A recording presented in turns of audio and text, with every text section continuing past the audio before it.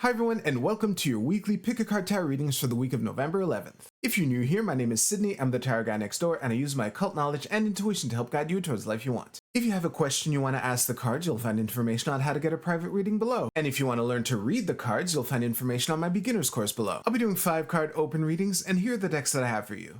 We have the new Palladini Tarot with Amethyst, the Tarot of the Divine with Amethyst, and the Tarot de Marseille with Lapis Lazuli. We also have 4 different oracle cards to choose from 4 different decks. So go ahead and pick which tarot deck and which oracle card resonate with you the most. It's totally fine if you're drawn to more than one. And as always, you can pause this video if you need more time. As always with collective readings, take what resonates with you and leave aside what doesn't. If you want to jump straight to your reading, you'll find timestamps below. And with that, let's go right to the reading. Alright, Group 1, let's see what we have for you for this week.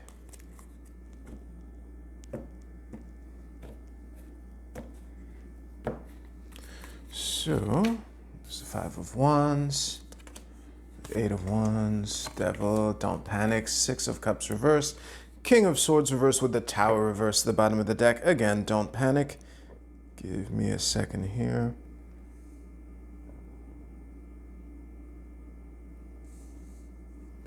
Let's see how that pyramid placement is. I'm feeling really confident. Of course, I'm sure the pyramid placement is the thing that's on your mind right now, Group 1. So, I'm happy to elaborate on that in detail. All right, I'll see you right now. All right, Group 1, the image that strikes me as a good one for summarizing all of this, it's like making a break from the past, but in a way that is imposed upon you from outside, and which on the surface might not even seem like the good thing that it actually is. What's making me read it this way is the fact that the King of Swords and the 6 of Cups and the Tower are the only reverse cards in all of this, and that the Devil here, the Temptation card, is upright. And it's to zoom in on the metaphor that I was thinking of while this was paused. It's like if the lightning of the Tower was striking the chains that bind the people to the devil, and that the people kind of resent the lightning for doing this and blame the lightning for, disrupting the status quo or whatever. Because with the rapid movement of the 8 of Swords, the 8 of Wands, and the chaos of the 5 of Wands here, it's very easy to get lost in the fray and see, especially when we are trapped in presumably thought patterns with the King of Swords reversed in the middle of all of this, the knowledge that is being obstructed, so to speak. Especially when that happens, it is easy to see opportunity as danger. And again, I see a break from the past with the 6 of Cups here, and it's like a break from the past that serves you, but it's something you're nostalgic about. So it's like, let's say I was bullied in high school, and I talk about my experience in high school, and I don't know, I'll name it St. John's High School or whatever. And so I have a friend, an adult friend that I made later. And whenever I talk about St. John's High School, all I talk about is how I was bullied there all the time, every day, shoved into lockers, all the cliches, atomic wedgies, you name it. And then I hear someone or something bad. Geez, this is a bad metaphor, but I'm gonna go for it. So yeah, like some fire or flood or some natural disaster happens at St. John's High School, and then I kind of feel a certain type of way, even though most of my memories from that place were of being stuffed into lockers and having my underwear pulled up over my head from behind. So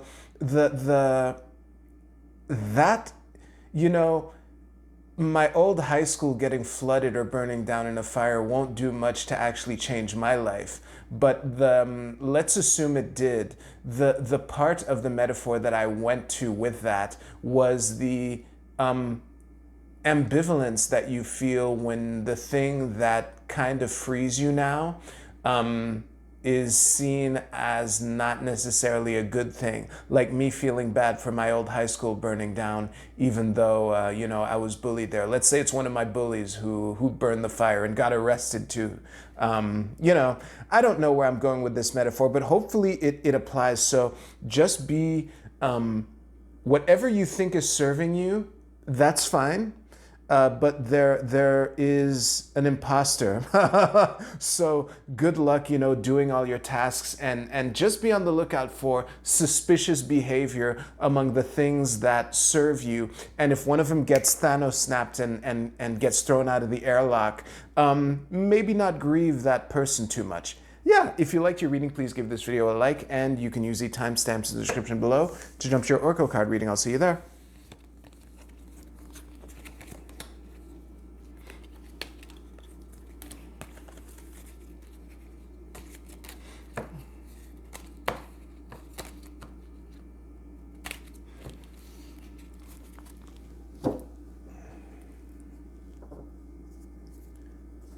All right, group 2, the other amethyst group. Let's see what we have for you for this week.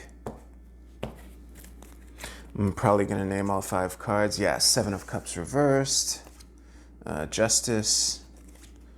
This is the Queen of Wands reversed, 6 of Cups reversed, and in the middle we have the Chariot with the 3 of Wands reversed at the bottom of the deck.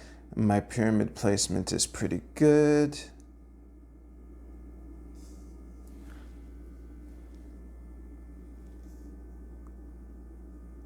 That is decent. I took a peek before I had completely set everything up. Look at that. All right, I'll see you right now.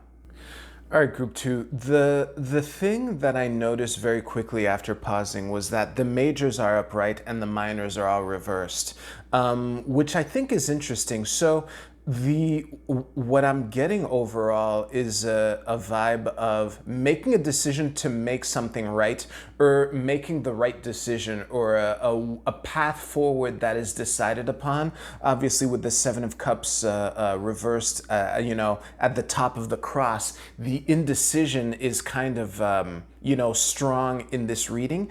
And given everything else, the decision ending the indecision is what, you know, is coming through for me. Now, I don't know if there's even anyone watching this for whom this applies, but I can't help but acknowledge the possibility that some of you might be one of the minors that are reversed. And from your perspective, it would seem like a destabilization that is unwelcome. Because with, you know, from your point of view, it's the majors that are reversed, you know, and I just want to reassure you that I think that it probably is the an actual blessing in disguise. Sorry to make you cringe. I usually cringe when I say that, but I didn't this time. Now to the people who are acting and making a decision, i.e., I think the majority of the people watching. What really struck me is that we have the 6 and 7 of Cups, so we have a progression, and that is also where the theme of making something right is coming through, because the queens are the watery part of their suit, right? And it's fitting that the Queen of Wands is here. So we have 2, you know, and there's also a wand at the bottom of the deck. I don't think that ties in very smoothly, but whatever. Finishing what I was saying, we have the progression here in the watery suit, and we have the watery court ready to take that and drive it in the direction that she wants, with confidence and creativity and boldness and all that lovely stuff that we love about the Queen of Wands in general. Many people's favorite queens. She's probably my favorite queen. But regardless, the 3 of Wands reversed here, also played into why I was acknowledging the possibility that for some of you, whatever this is might be seen as an unwelcome thing. I couldn't help but, because I call the Three of Wands the Threshold card, and it's reversed, underpinning everything. So, you know, it's crossing of a threshold that we're feeling hesitant. And I couldn't help but think of, you know, when my brother went bungee jumping and the instructor said, okay, on 3, 1, 2, and then pushed him out before 3. And, you know, my brother is very much alive, in good spirits and everything. So, you know, he lived to tell the story to me and other people. So, yeah, because I wasn't there. Anyway, that's kind of the message here, making something right despite hesitancy and like the crossing of a threshold with confidence and creativity. If you liked your reading, please give this video a like, and you can use the timestamps in the description below to jump to your Oracle card reading. I'll see you there.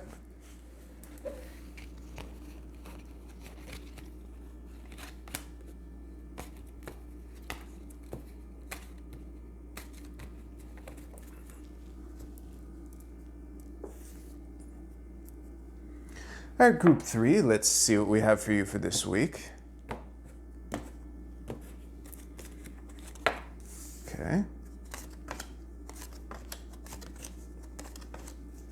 Okay, a lot of interpersonal vibes. With an ace and a 10 being the only pips, I'm really liking this energy, I'll say that. This is probably good, yeah. Yeah, during group 2, I picked up what is now apparently a habit that once these cards are set up, that's when I can kind of check the alignment. I should have everything I need, and I will see you right now. So obviously there's a lot of unity in the fact that everyone is facing the same direction. I know the King of Swords is looking this way. We'll get back to that.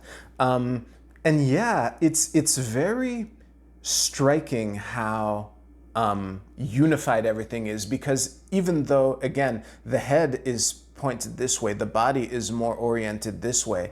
And also the Emperor here at the front here, even though I said front because everyone's pointed this way, even this ace, even though he's seated, I can't help but see him as leading the charge. And before I forget to say it, I just want to mention that we all have the entire deck inside of us. Any card can be any gender. The reason I'm saying this is because I know most of y'all are women, and you know, there's only one woman depicted in these cards. And the fact that I have a bias towards reading the middle card as the person that I'm reading for. So I have the feeling that the person that you might be leading the charge in whatever direction is decided upon for this week. But I also see that it's the beginning of a process. And before I forget to mention this again, I also find it fascinating that the two pips that we have a coin and a wand, and none of these people have that expertise in coins and wands. So it's kind of like doing the best with what you have, making the best of what you have, basically. But there's also a big level of mastery here, because we have the upper courts. The only court that isn't represented is the page, and a major arcana here. And again, I have the feeling that the person I'm reading for is likely the middle card, which suggests having probably a lot of responsibility thrust upon you. However, I think that you're well surrounded, like literally. And as a matter of fact, I'm going to go into this. This is something I haven't done in a while, and I decided I was going to do this just before I'm pausing. I'm not really sure what I'm going to say to each, but I'm going to basically give a, individual advice for each card here, including you, King of Wands, Swords. But yeah, to the Emperor, you're in the enviable position of having like an awesome team behind you, and I would encourage you to have that confidence, because sometimes when we're in a leadership position and we feel nervous, we can kind of make unforced errors in leadership styles, I'll put it that way. To the King of Coins, to the King of Swords, geez, every other suit, Cups, why don't you? The reason I see you looking behind as still being on board with everything is, I'm reading this as you keeping an eye on the big picture. And, you are the highest ranked person, in the minor arcana, let's say. So in the hierarchy of, Emperor, King, Knight, and, Emperor, King, Queen, and Knight, the being the lieutenant or the right hand person of the person who's in charge and keeping the big picture in mind is kind of your role. And I would invite you to embrace that and to also, do what you can to serve the awesome team that you are supporting. To the Queen of Cups, what would I say to you? Honestly, not much. I think that whatever your role is at the core or at the base of all of this, I think that your role could also be as support for the Knight of Cups here, because you're probably the person best suited to understand the knight's position, given the fact that we're all out of our elements except for you two, who at least have each other. So try to use your experience to assist and serve as a translator between, upper management and the people who actually have to get down in the trenches and do the work. Yeah, if you liked your reading, please give this video a like. And if you don't want to watch me pick up your reading, you can use the timestamps to jump ahead a couple seconds.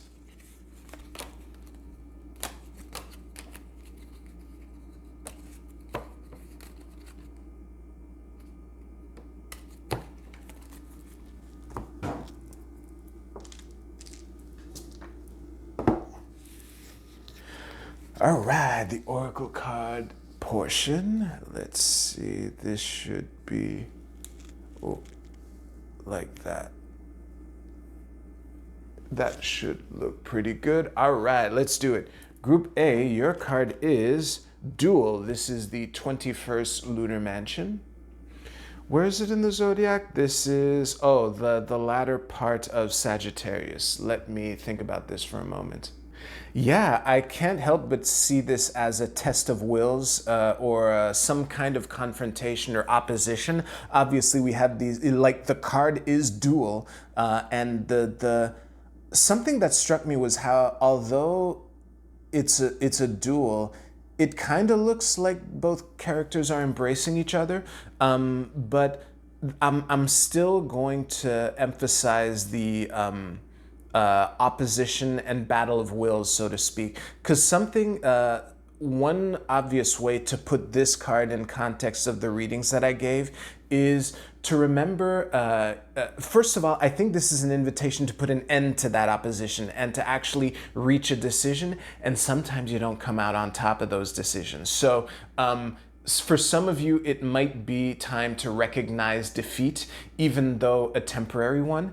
And for some of you, it might be an opportunity to practice being a gracious winner and to not rub it in. Yeah. Group B, your Egyptian god is Anuket with a message of hope. Let me make this a little closer. Let me stare at this card for a moment. The thing that leapt out while I was staring at this was how all this water is pouring out of this jug, right? And I couldn't help but tie it into creativity, which is another thing I think about a lot. And when you look at the future with the eyes of possibility and creativity, that is what can make one hopeful.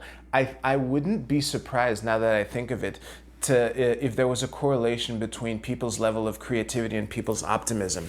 I wouldn't be surprised at all, whether the correlation was causative or not. Anyway, Group C, your card is Netzach. The right leg, I don't really use that part, and it's endurance. Let me look at this card. Oh yeah, I remember this card, and I'm going to read it basically the same way I did last time. So there's obviously the notion of having the world on your shoulders. Netzach is the bottom of the tree. Wait. Anyway, almost certainly. The notion of having the world on your shoulders, but also the notion that the sphere is mostly air, so it might not be as heavy as it appears if one only considers the size. Obviously, there is like rock and a tower in it, but this is a giant big ass angel here carrying this sphere. So try to be open to the possibility that the burdens might not be as burdensome as they initially appear. That felt important for y'all. Group D, your card is abundance. Well, I'm going to put this back down and I'm going to try to think of non-obvious ways to read this. And there isn't. So yeah, it's really the old abundance mindset, and try to see hope and possibility in the things that you encounter. And how is this the best thing that's ever happened to me might be a good question to keep in your back pocket, so that you can do some, karmic jujitsu if this week happens to throw lack at your abundance mindset. All right, that's a good note to end on. If you like this video, please give this video a like. I hope y'all have a great week. Take care. I'll see you soon.